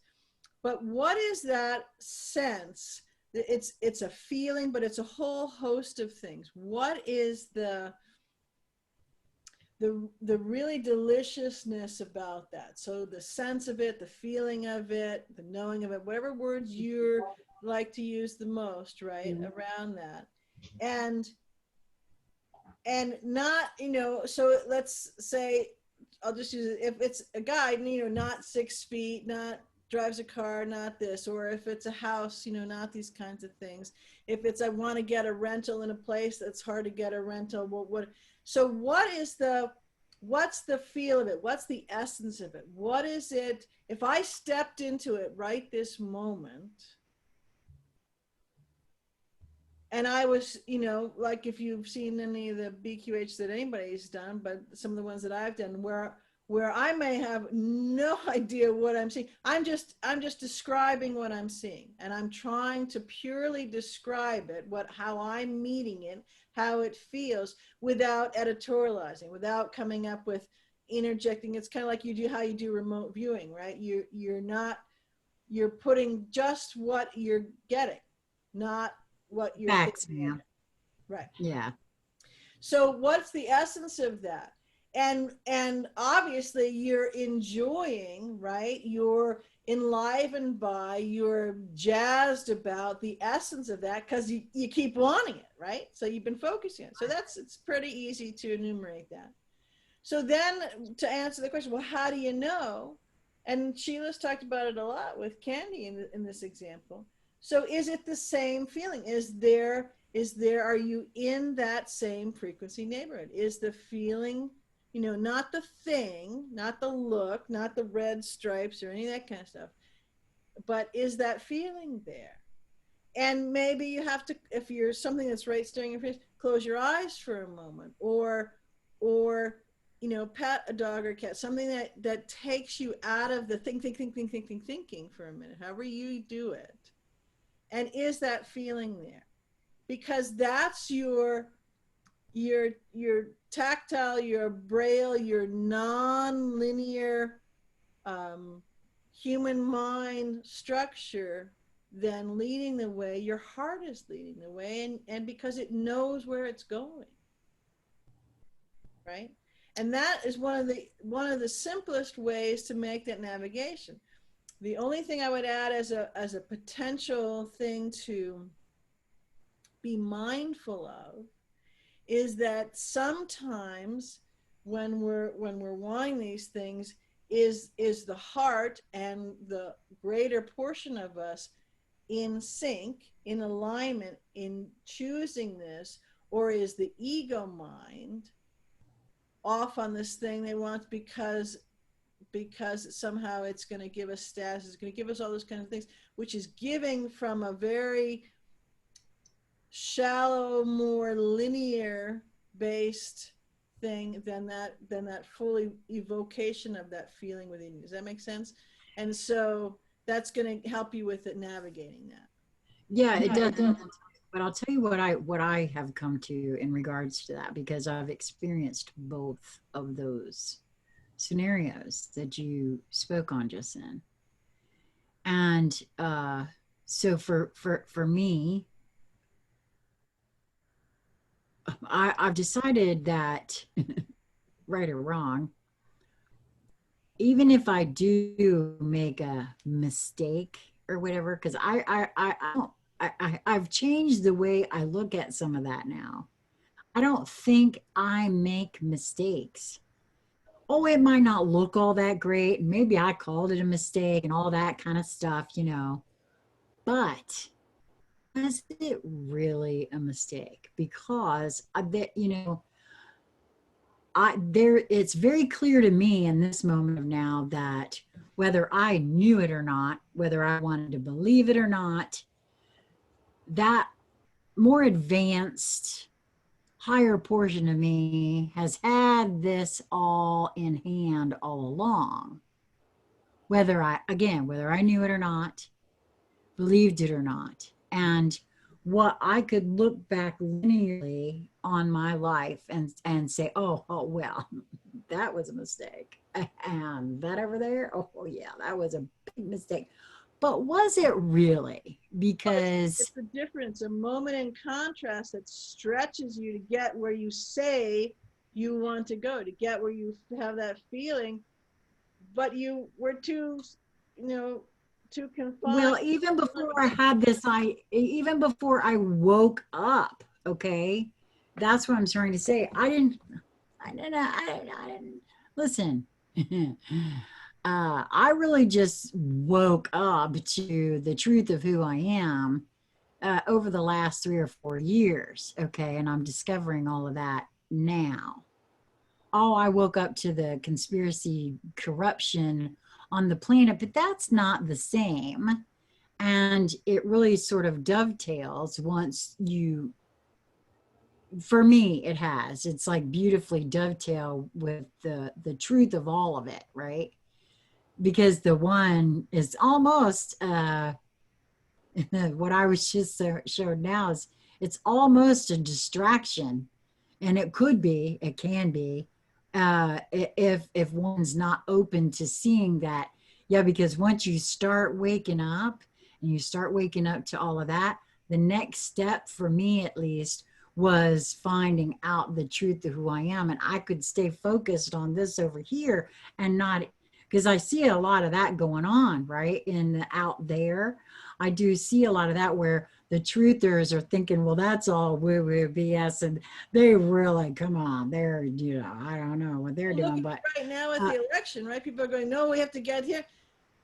Yeah, we are. That's how we're getting here, because we have to bring us with getting there. We need to get to the there, because the there's in here.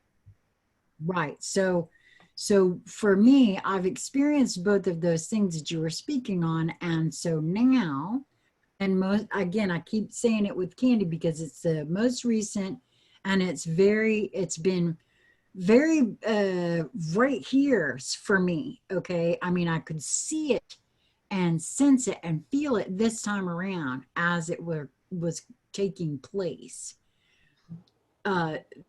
So I could sit and say, oh, wow, I just made a $4,000, well, by the time it's done, more than $4,000 mistake. I've got this vehicle and I got all this stuff that has to be done to it now. And I don't know where I'm going to find this, and, you know, how I'm going to do this, and all of this kind of stuff. Cause if I caught myself doing that. Right. Or I could trust in the knowing that the larger portion of me, which, because I was all excited about this vehicle, knowing everything that it needed, I was excited.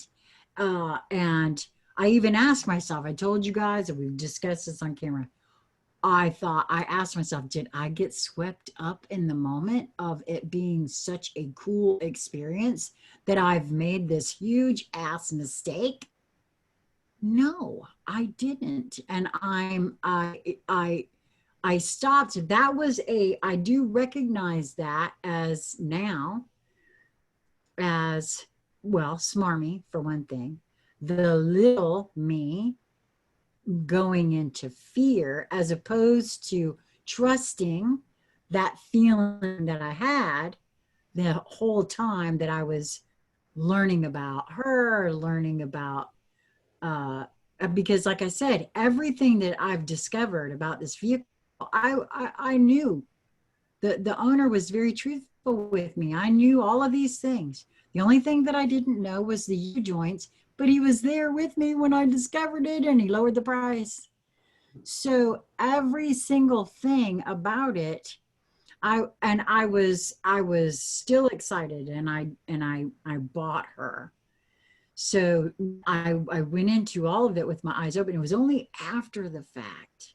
It was only one thing that I allowed in that moment to cause me to begin to doubt. And the moment that started, I was like, wait a minute, hold on now, wait a minute. You knew that the horn didn't work. You know, it was that one thing. Remember, I told you he said she was inspected, and it come to find out she wasn't. And that one little thing sent me into, okay, wait a minute, what have I done, right? One thing I want to highlight for people, because it's something very cool that you said. So you said, you know, did I get carried away with being in the moment about that, right? And this came in very bright to share. It's like when, and Sheila said this a lot, this is why it's a good juxtaposition, but I know a lot of people say this, you know, I felt so good. It was weird. I had no reason to feel that good. Right? Excuse me? No, you're supposed to feel like shit all the time. Come on, what's the matter with you, right? So this is where these are these odd things that, but they're coming very fast at all of us right now for us to see the inanity of it and to go, yeah, this is me. I feel that good just because. And that's my beauty shining through. That's my connection shining through. That's my kick-ass creative beingness shining through. So get used to it, because it's going to be shining all over the place. And if you feel great and you don't have any reason to be, that's a feeling you're gonna have to get really good used to. It's gonna be happening all over the place, right? To me, and getting swept away with being so excited. Okay, better watch out for that one, man, because you know you're gonna be swept away with, right? It's that connection. I'm sorry, Lisa, but yeah, it's that connection. Yeah, and that's a sign when you are that connected and you're feeling your Wheaties, you're feeling like, oh my goodness, I'm on top of the world. That is because you have aligned with your soul's opinion. And so whenever you have an opinion, a nudge, a thought, the quality of the emotion it invokes within you is a clue to whether you are in alignment with your soul's opinion on the subject or not. And I can guarantee you that if you are aligned with your soul's opinion on the subject, you are creating what you prefer. And if you aren't feeling that just good for no reason, then you're creating a completely different experience. That's right. That's right. It's like in that thought when I said, you know, I know that knowing, and there's the unknowns here, and that's okay. It'll show up in delicious ways, and it'll be really fun to see, you know, what I come up with, right, to deliver it. But I don't need to know if I could go linear and all, well, this and this and that. I don't need to know that, because I know, right, what this ginormous thing is that's coming, that's being created, that's going to unfold, that's the next chapter, mission, all those. I know that. And that's where what Lisa's just talking about, because it's absolutely in alignment. That, you know, it's not an ego thing. It's none of that kind of stuff, because frankly, a lot of it jazzes the hell out of me and was, what, didn't see that coming. You know, that's one of the ways I know that it's absolutely smack. And I also, I'm sorry, I'm calling to mind another story that I want to interject here, because there's excitement, right? And to me, that's alignment. So sometimes things will surprise me, and I'll be excited about something that I think, oh, I don't want to be excited about that. No, that's a very real thing. Especially after, okay, so to me, it's this way. I will get an invitation from my soul, from source, and I'm going to call this a mission if I choose to accept it. And it comes with that rush of excitement, and it's a big one. Oh, did I just wet my pants? It's so huge, right? This, okay. When that happens, know that the invitation is for a mission to learn a whole lot about me. Okay, so I'm liking it to your candy story. And I have a story like that, and it was about a job. And I could not deny my excitement, right? It was so palpable. And this was not the job I wanted to feel excited about on any level, because I could see, sense, and feel and smell the challenges from here. And the level of excitement was so intense. I was aware that the potential for a sudden drop, you know, it's never the fall that's the problem. It's that sudden stop at the end. Gets you every time. So, you know, I knew that there was a potential for, you know, having a fall of some sort. But what was beautiful about this opportunity, I chose the mission. And there were challenging spots in every part of said mission. But the beautiful thing was, I just would remember that excitement, and I knew the gifts were huge, or my soul wouldn't have been so excited about this grand opportunity it was bestowing me. Yeah.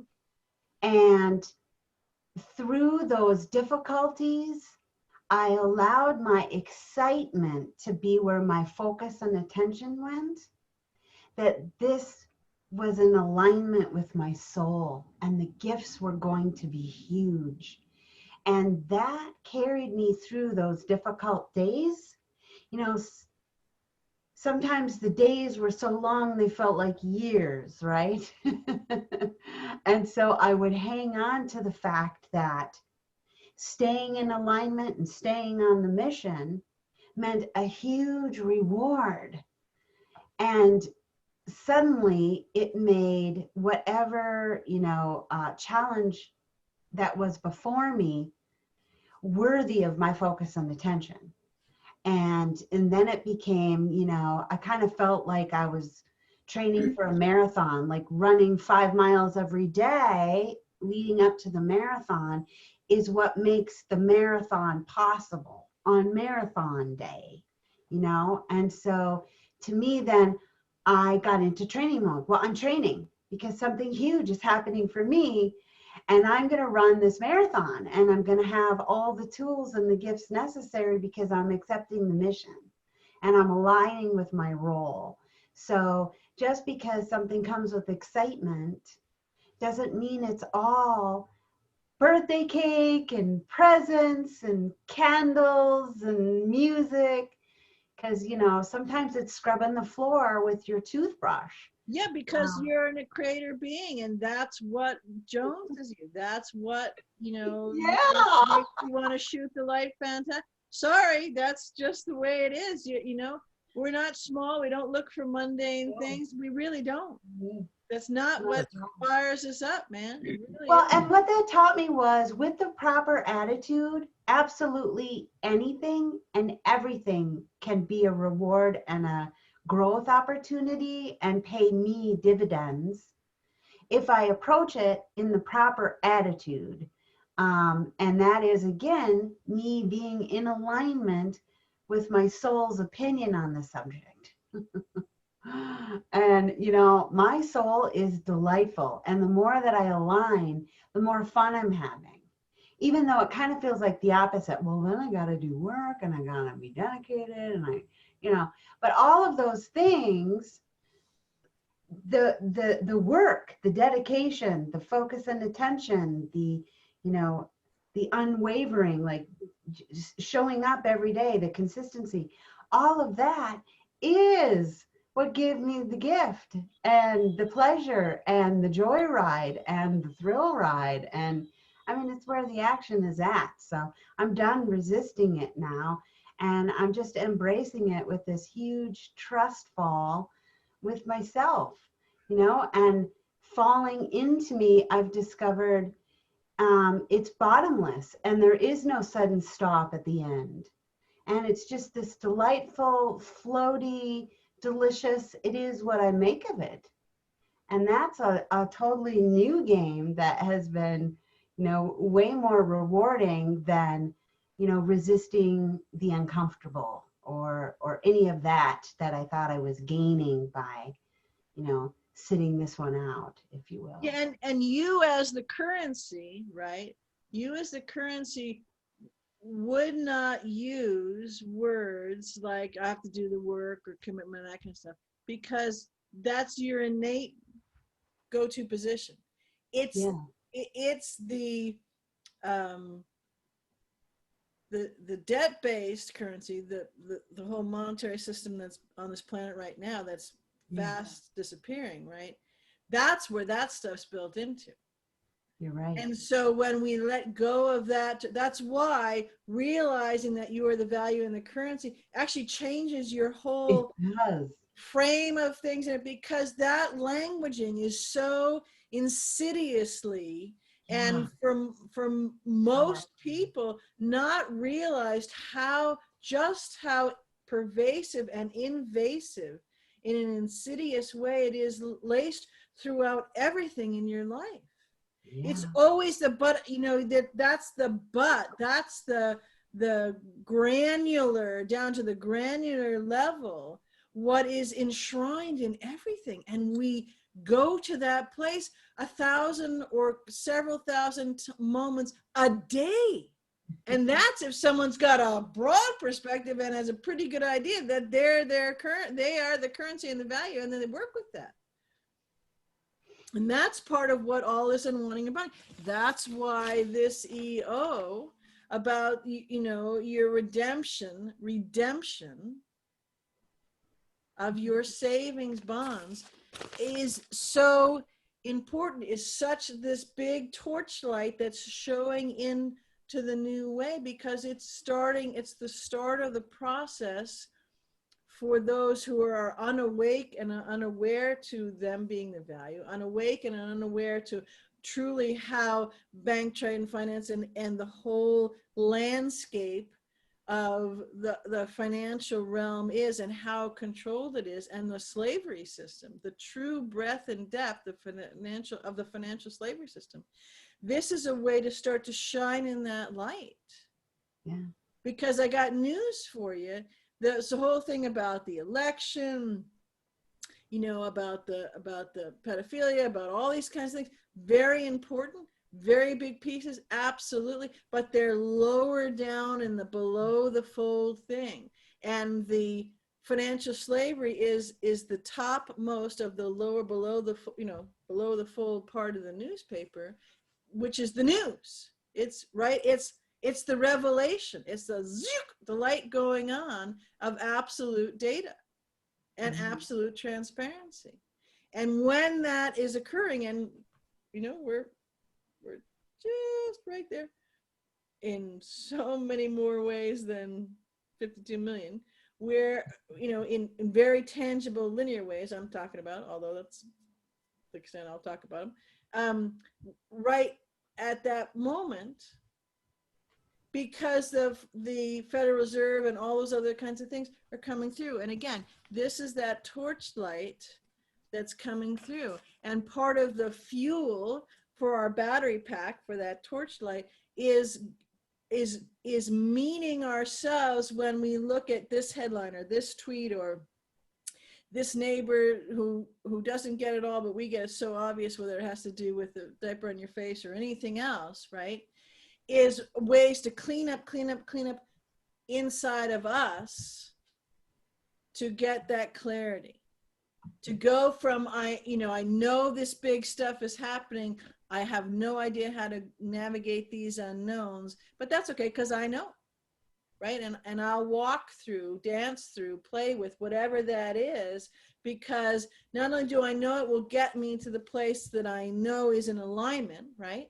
That both my soul and I are going, yeah, right? Even if it was totally unexpected, right?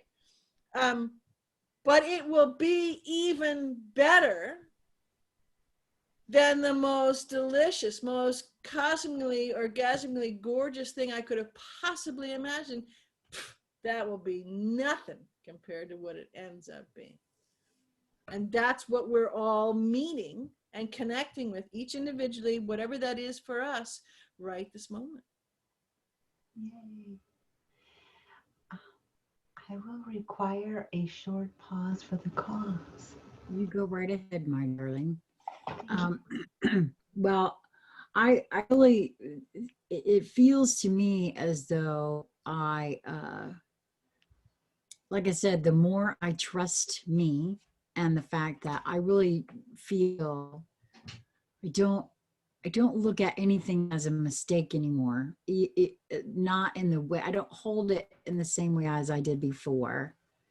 And it just, because I really just don't think we can make mistakes. There is a portion of us that has, in one way, shape, or form, one way or the other, been the guiding factor in all of it. And so I that's why I also feel like moving towards that which makes one's heart sing in every moment is really quite easy to do, and for me, it certainly has been that. So for me, when feeling into creating my own reality, I would rather create from that space than anything else. And so. And it's a navigation tool to help you now, so in this moment, X makes your heart sing, right? And as that I've said a lot, and we've talked about a lot, where it may not, won't always be the same thing, but it's that feeling thing, right? Mm-hmm. So it may not all be, sitting back, kicking back, eating bonbons on the couch sort of a thing. Oh, right? That's right. A lot of hard work, blood, sweat, and tears, and all that kind of stuff, right? And right. You know that when it still makes your heart sing, and that's when you're in that alignment with you and you. Right. Well, it's so funny you brought it up in that particular way too, because it seems to me like a lot of times when I say that in the way that I do, my particular wording of moving towards that which makes one's heart sing, it seems to me like there's a program that asserts itself in almost everyone that says, oh, well, but that doesn't mean, like you said, sitting back and kick back and having bonbons, because that's the first thing. Well, I get it if that's what your desire is to do, and you're not doing that now, why your mind would automatically go to that, Of course, why wouldn't it? But I'm just saying that as things present in my field, in everything we do, in every moment that we walk through our lives, we're presented with choices. Yeah. And for me, that choice can be this or that. I'm going to, so I don't know, pick a thing. Lisa's going to go to the store and she wants me to go with her. And I feel into that. And if it makes my heart sing to go, I'll go. If it doesn't, I won't. And this is what I mean by that. It could be an everyday choice. Do you want to sweep the floor? Well, no, not really. But would it make my heart sing to have it done so that it's clean and it's, yes, it would. And so this is what I'm saying for me, and it's going to be different for everyone. It's a conscious, it's a conscious choice point that brings you into resonance with you for how you want to play and exist and create and co-create in the world. And that feeling, that shaft of that light of feeling is always the same. The metaphor, so the part that's outside of you, that's the metaphor for that could show up, and also it could show up where you're sweating, and it's really hard on a physical thing or a mental thing or a scary thing, or it could be the sunshiniest, gorgeous day, and you're just, wow, you're just astonished at how beautiful to me, right? So those are the metaphors that I'm talking about. But that core beingness, that core conscious choice and expansion of something, that feeling, that it's a frequency thing, right?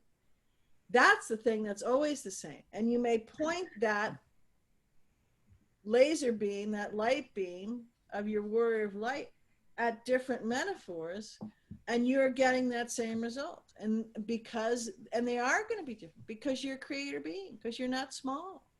And this is what you go all over the realms and the galaxies and the multiverses to do, this kind of stuff, because that's how you do it. That's true jet setting. What they do around this planet, jet setting, is nothing compared to that. What are you doing? What are you doing? You want to come up here? Hi, Banner. I gotta say hi to everybody. He's getting so big. So, my gosh, that dog is going to be huge. Yeah. He's gorgeous. All right. Well, I'm gonna have to take a long pause for the pause. Well, I was going to say, I think, honestly, we've been doing this for about 2 hours, so I think unless there's some questions from the crew, if you ladies are ready, maybe we put an end on this envelope, this energetic envelope for the evening. I have 2 hours to vote for that. Pause. Yep. Right here. Well, I would love it. I would love to hear from others how they feel about this. I just feel like it's a really huge signpost. Like you said, BZ, it is. It's like a signal. It just felt like a signal. And my guess is that after playing in this conversation, go and read it out loud, and boy, you'll go, wow, look at that. The signpost will be winging by you going, because you'll feel them in here.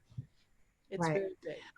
Well, I also, in the video that I recorded, because I did record this EO, the link to the White House where it lives, is there as well. So you can go and follow along if you like, or just read it for yourself, however you wish to do. But I want to thank you both for coming and doing this. It feels huge to me. It feels significant, and I got a feeling we'll see much more very quickly. Yes, we're just about at the top of below the fold, right? Right on. When you said that before, I actually felt like we're right on the fold. You know how when you get the newspaper, sometimes you can see part of the headline right on the fold. So I really feel like that's what this one is. And watch out, once we hit that and that all starts to come out, but what will come out of each being as they truly meet that they are the value. Of course, then you have to work on the above the fold stuff, but that's okay. Right.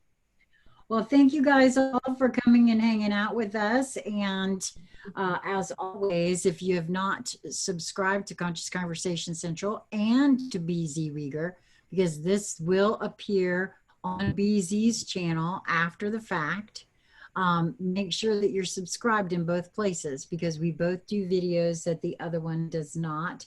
That way you'll not miss anything. make sure to double click that little bell icon so that you're notified. I hope they're doing better on that. Seems to me like YouTube's got a few things worked out that I'd been having troubles with here recently with live streaming. So I was glad to see that. So thank you, Lucas Schick. He said, love you all. Many blessings. Fawn is wishing you all a good night. And Dean, I'm so glad that you were able to, so he says huge final piece to the puzzle for him. I just adore the fact that you guys all came and hung out with us, and till next time. Well, Lisa and I will be live tomorrow, Tuesday at 2, for Stepping Into the Unknown. So I hope you'll come back and join us tomorrow for that. And if you have any questions for any one of us, feel free either in the comments section or via email, which ways to get in touch with all of us appear in every single video. So don't hesitate to reach out if you feel so moved. Thank you, ladies, so much. Thank you. Till next time. Mwah.